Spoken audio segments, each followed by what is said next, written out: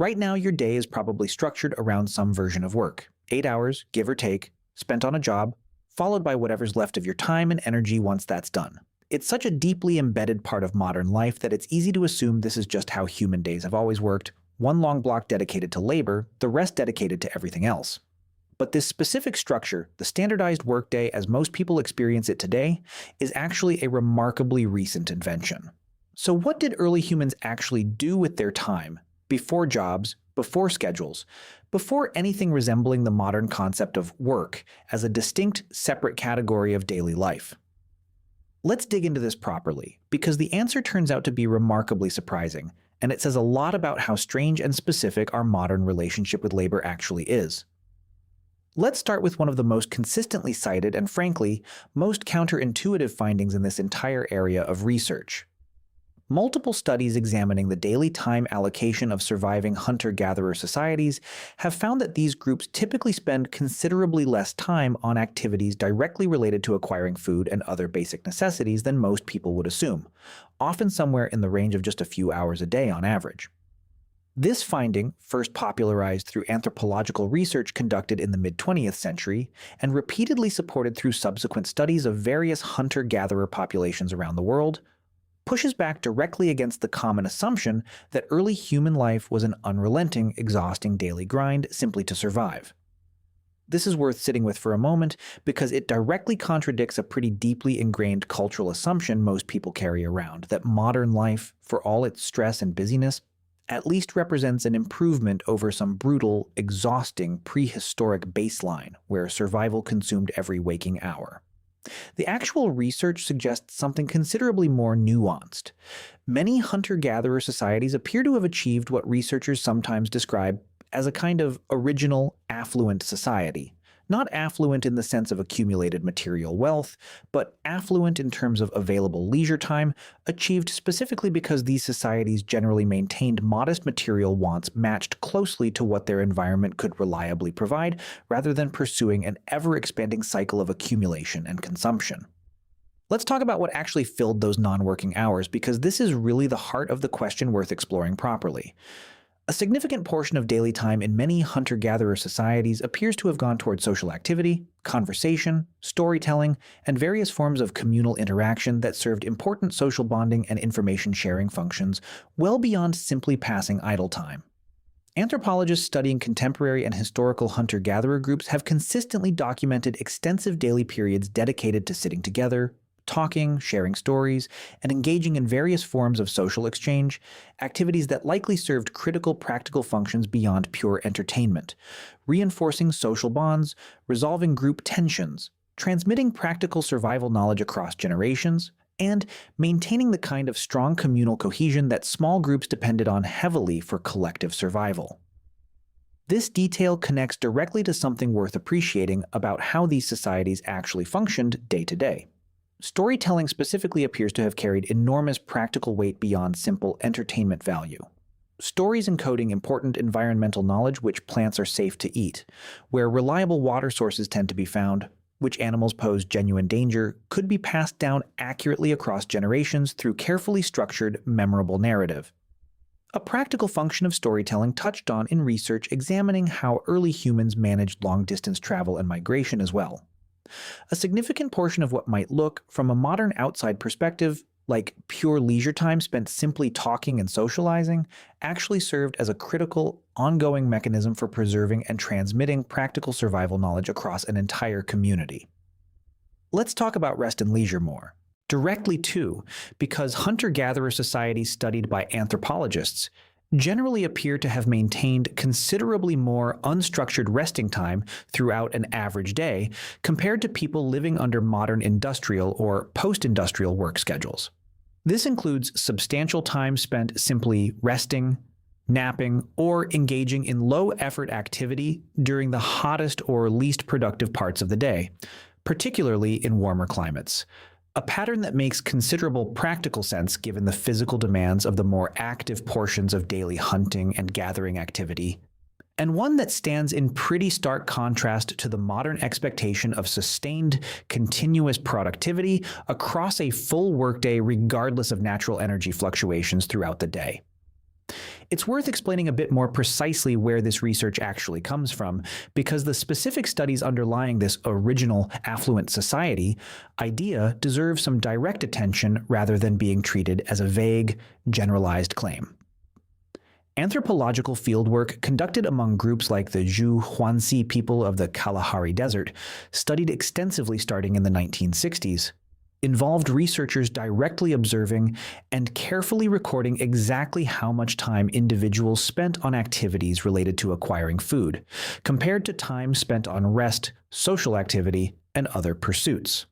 These detailed observational studies found that adults in these communities typically spent somewhere in the range of 15 to 20 hours per week on activities directly related to acquiring food, a figure dramatically lower than the standard modern full-time work schedule, even accounting for additional time spent on tool maintenance and food preparation beyond the initial acquisition itself.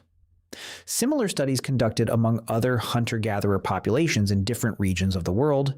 various indigenous Australian communities, certain groups in the Amazon basin, and other similarly structured societies have found broadly comparable patterns, though with meaningful variation depending on specific local environmental conditions, since a region with abundant, reliable food resources naturally requires less daily labor to secure adequate sustenance compared to a considerably harsher, less reliably productive environment.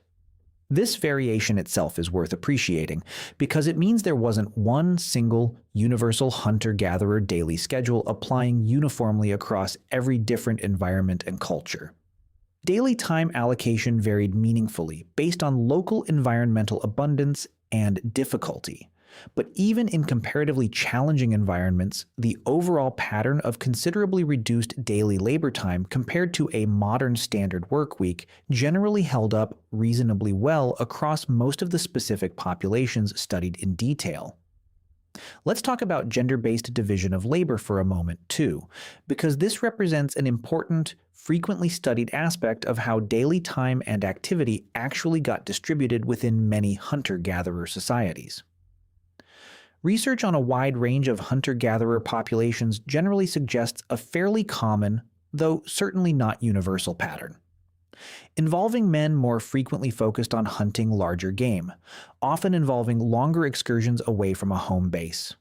while women more frequently focused on gathering plant foods, smaller game, and various other resources closer to the main camp or settlement, alongside handling a larger share of direct childcare responsibilities.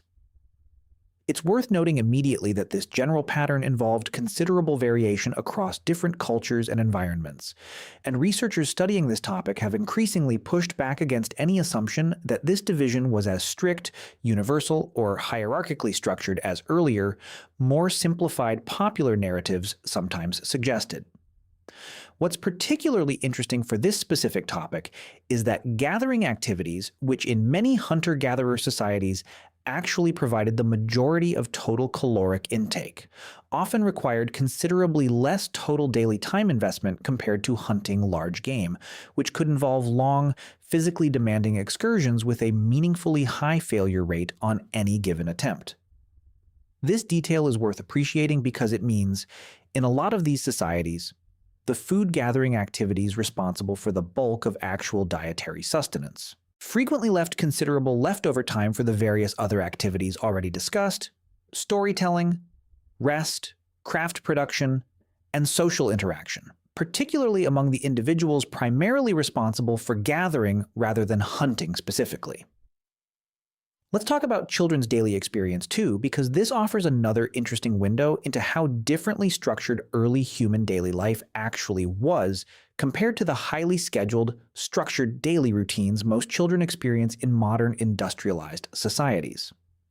Ethnographic research on childhood in various hunter-gatherer societies has documented considerably more unstructured, self-directed daily time for children compared to the heavily scheduled school and activity routines typical of modern childhood. Children in these societies generally learned practical skills, tool use, food gathering techniques, basic craft production through direct observation, and gradual participation alongside adults and older children, rather than through anything resembling formal, structured instruction confined to specific dedicated hours of the day. Play itself frequently served as a primary vehicle for this kind of practical skill development, blending recreational enjoyment directly with practical learning in a way that doesn't map cleanly onto the modern, sharply separated categories of school, work, and play that structure most contemporary childhood experience. By the way, if you want to go even deeper into the secret lives of ancient humans, I just launched a full course called The Secret Lives of Ancient Humans. 10 modules, 3+ hours of content covering everything we never talk about on YouTube. What they feared, how they communicated, what hunted them, and much more. Plus an exclusive PDF guide included. Link in the description. See you inside. This detail connects to something worth appreciating about the broader theme running throughout this entire topic. The modern tendency to sharply divide daily time into rigid, clearly separated categories — work time, school time, leisure time, rest time, each occurring in its own dedicated block according to a fixed schedule — appears to represent a considerably more recent, specifically modern way of organizing human daily experience, rather than reflecting some universal, unavoidable feature of how humans have always structured their time. Early human daily life, based on the anthropological and archaeological evidence discussed throughout this topic, appears to have been organized in a considerably more fluid, integrated way, blending practical necessity, skill development, social bonding, and genuine enjoyment together throughout the course of an ordinary day, rather than confining each of these distinct purposes to its own strictly separated time block. Now let's talk about craft and tool production, because this represents another significant category of daily activity that doesn't fit neatly into either the work or leisure categories, as modern people typically understand them. Early humans spent meaningful daily time creating and maintaining tools, weapons, clothing, and various other practical items.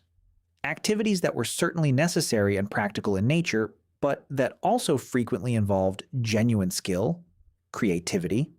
and what researchers studying these activities often describe as clear evidence of aesthetic and artistic consideration, well beyond pure, minimal functional necessity. This detail is honestly one of the more interesting threads running through this whole topic because it suggests the modern, rigid separation between work as purely functional, unenjoyable labor, and leisure as separate, purely enjoyable activity may not have applied nearly as cleanly to early human daily experience. Crafting a well-made tool, weaving a well-constructed basket, or creating a decorated piece of clothing likely involved genuine skill development, creative problem-solving, and probably at least some degree of personal satisfaction and enjoyment in the actual process. Blurring the line between necessary labor and engaging, satisfying activity in a way that looks considerably different from how most modern jobs tend to feel for the people performing them. Let's talk about art and creative expression more directly too, because there's abundant archaeological evidence that early humans dedicated significant time and effort toward purely creative and expressive activities, cave paintings, carved figurines, jewelry and personal decoration, and various other forms of artistic expression that carried no direct, obvious survival function whatsoever. The sheer time, skill, and resource investment reflected in some of the most impressive surviving examples of prehistoric art strongly suggests these weren't hurried, incidental activities squeezed into rare spare moments, but rather represented a meaningful, valued category of activity that early human communities were willing to dedicate substantial time and resources toward, entirely separate from anything directly related to acquiring food or ensuring basic physical survival. This detail pushes back pretty directly against any assumption that early human life was so relentlessly consumed by basic survival necessity that there was no meaningful time or energy left over for purely creative, expressive activity. The archaeological record suggests something closer to the opposite. Early humans consistently found and protected meaningful time for artistic and creative expression, suggesting this kind of activity carried real, recognized value within these communities. Whether that value was primarily social, spiritual, purely aesthetic, or some combination of all three simultaneously.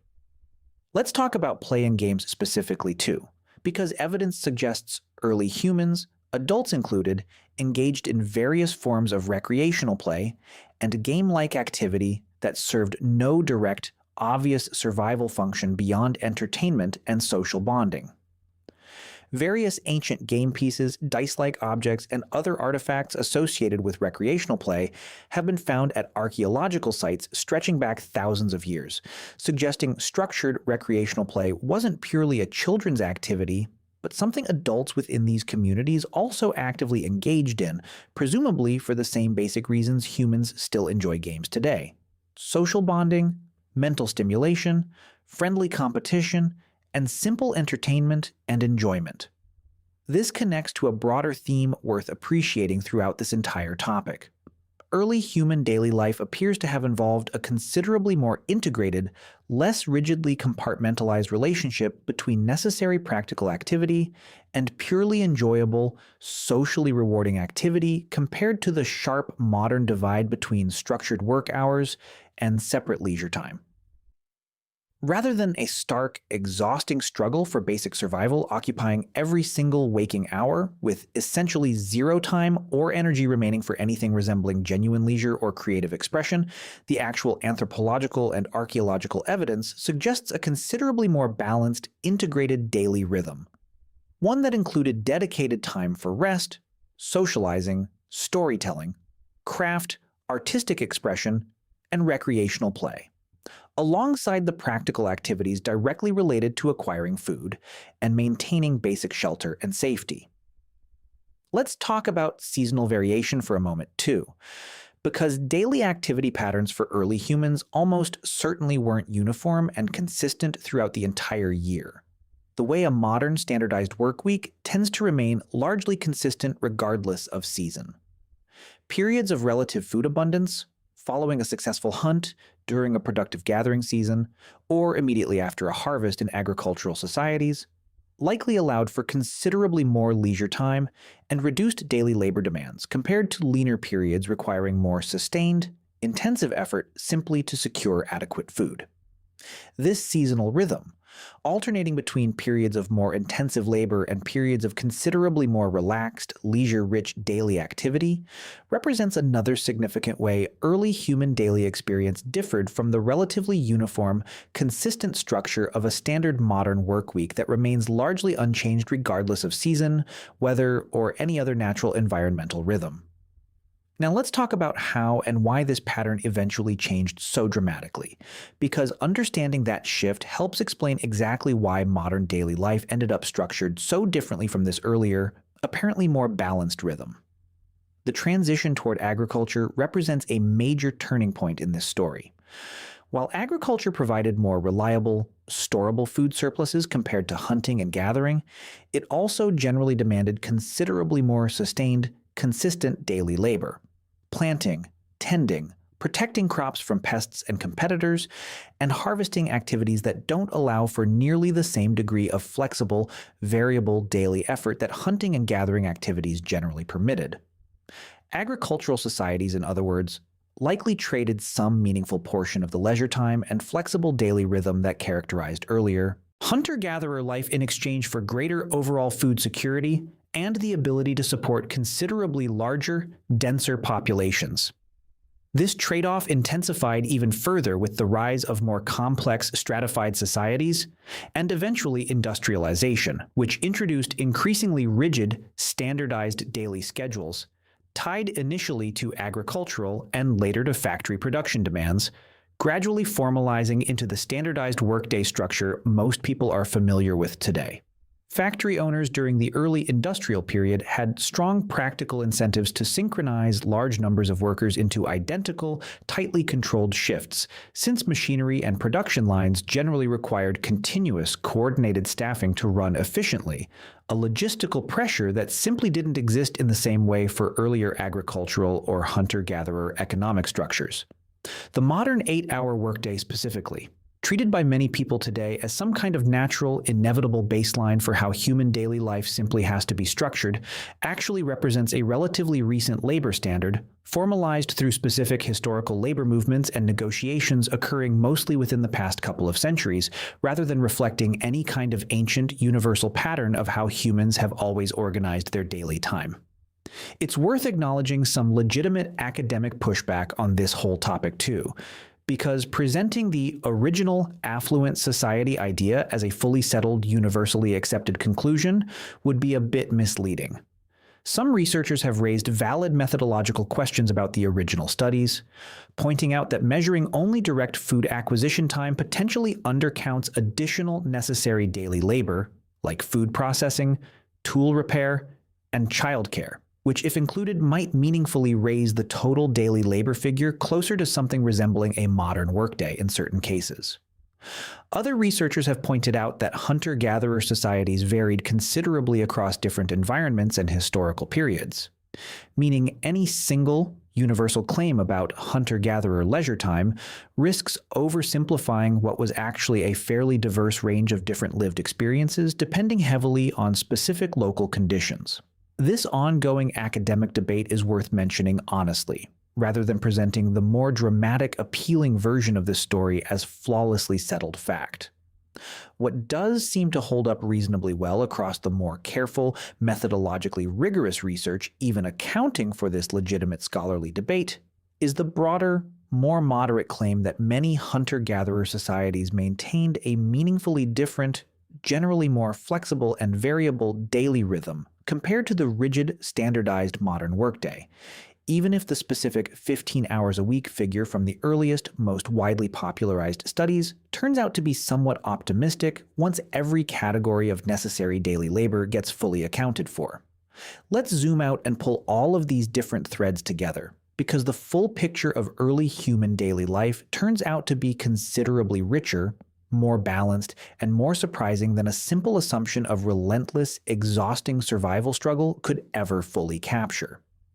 Early humans, based on extensive anthropological and archaeological evidence, appear to have spent meaningful daily time on food acquisition and basic survival necessities, but generally considerably less time than most modern people would assume, leaving substantial remaining time for rest, extended social interaction, storytelling that carried real practical and cultural weight, skilled craft production that blurred the line between necessary labor and truly engaging activity,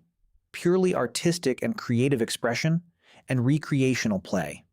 and games enjoyed by adults and children alike.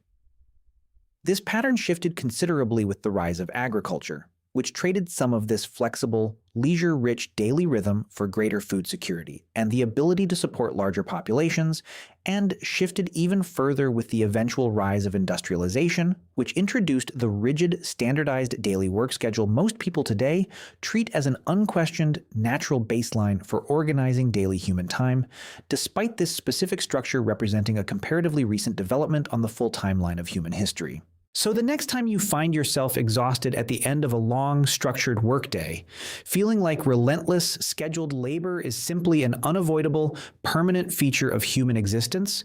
it's worth remembering that this particular daily rhythm, rigid, standardized, tightly scheduled around continuous productivity, actually represents a fairly recent historical development rather than some ancient, unavoidable baseline stretching back to the origins of our species. For a considerable portion of human history, daily life appears to have included a meaningfully different, more flexible, and in some measurable respects, more leisure-rich rhythm than most people today ever get to directly experience. Which leaves an interesting thought worth sitting with. If early humans, without any of our modern technology, medicine, or material abundance, still managed to build daily lives that included substantial time for rest, storytelling, art, and play, what does that suggest about how much of our own modern relationship with constant, structured productivity reflects genuine, unavoidable necessity versus how much of it reflects a comparatively recent cultural and economic structure that we've simply come to treat as though it were permanent and inevitable, rather than one particular, historically contingent way among several that humans have organized their daily time across the full span of our species' existence?